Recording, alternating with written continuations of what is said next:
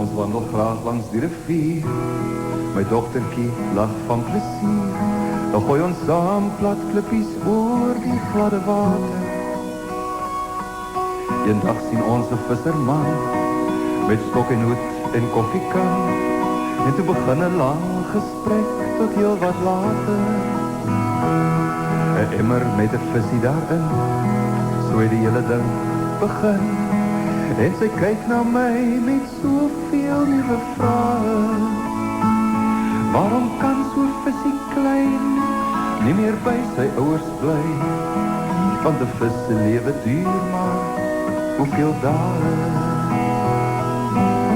Sê ek van, visies is maar net soos jy, swem en speel die tyd verby. Voor hulle weet of dit verstaan, moet hulle eendag verder gaan.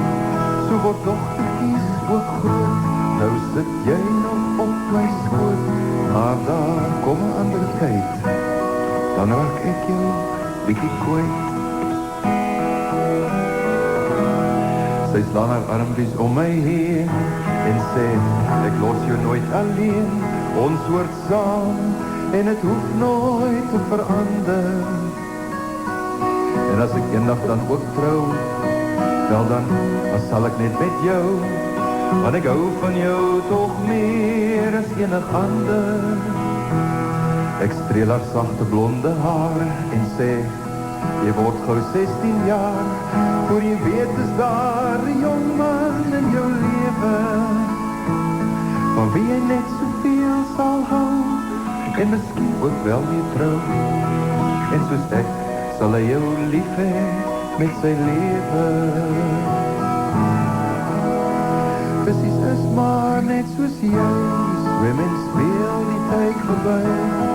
Voor hulle weet of dit verstaan, moet hulle eendag verder gaan. So wat nog van groot, nou sit jy nog op my skoot. Maar daar kom 'n ander tyd, dan raak ek jou bietjie kwyt. Dollar. Hallo dollar. Visies is maar net soos jy, swem en speel die tyd verby. Voor hulle weet of dit verstaan, moet hulle eendag verder gaan. So wat nog van groot, nou sit jy nog op my skoot.